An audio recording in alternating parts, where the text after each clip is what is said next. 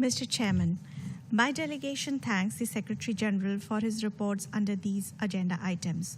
We also thank today's briefers for sharing their insights. Transnational organized crimes continue to undermine efforts to achieve the Sustainable Development Goals and threaten international peace and security. Its impact is not limited only to rule of law and governance. Rather, its deleterious effect on domestic resource mobilization through money laundering, corruption, and other economic offenses impede development. Symbiotic relationship between transnational organized crimes and terrorism adds complexity to this issue. Terrorist organizations are increasingly drawing sustenance by using transnational organized criminal networks for illicit activities to raise funds. Crime syndicates are in cahoots with terrorists, providing them services such as counterfeiting, money laundering, arms and drug trafficking, and smuggling terrorists across borders. The activities of ISIL, Al-Shabaab, and Boko Haram using extortion, human trafficking, extraction of natural resources, trade in cultural artifacts, and illicit taxation in areas under their control manifest the blurring of lines between crime and terror. There is also increasing evidence that narcotics are being used not just for terror financing, but for luring youth to be recruited by the terrorists. Revenue generated by illicit activities of terrorists and criminal groups are moved across borders and exchanged through open networks. This situation calls for far more coherent and resolute response.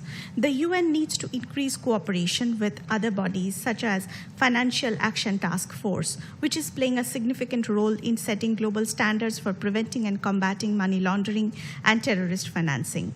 The structure of organized crime groups are changing towards more loosely associated networks that are difficult to interdict. They are using an array of new and emerging technologies, including drones, virtual currencies, encrypted communications, and artificial intelligence.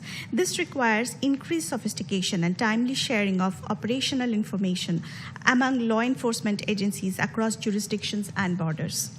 Mr. Chairman, today, some 35 million people suffer from drug use disorders and 11 million inject drugs, of whom 1.4 million live with HIV and 5.6 million live with hepatitis C. We need broader international cooperation based on criminal justice and health responses. A balanced approach is needed to address misuse of prescription drugs while guaranteeing availability and access to such medicines. In India, while criminal justice remains important, there is increasing focus on demand reduction. India has recently launched a national action plan for drug demand reduction. It focuses on preventive education, awareness generation, capacity building, counseling, treatment, and rehabilitation to ensure drug demand reduction by 2023. Mr. Chairman, the traffickers are increasingly using the internet and social media. We need stronger partnerships with civil society and private sector and more resources for law enforcement to address this phenomenon. India has adopted a multi-pronged, multi-stakeholder approach towards prevention and timely investigation of crimes of trafficking. Capacity building of law enforcement agencies and judiciary has been accorded high priority. A comprehensive program is in place to facilitate rescue and rehabilitation and reintegration of victims and to facilitate repatriation of cross-border victims to their country of origin. Mr. Chairman, cybercrimes differ significantly from traditional crimes in terms of its nature, scope, means, evidence, and activities. Therefore, information exchange in real time or near real time is essential for evidence collection to bring cybercriminals to justice. In India, there are legal provisions to deal with cybercrimes, dedicated cells for reporting and investigation, and cyber forensic labs for training of law enforcement and judiciary has been set up.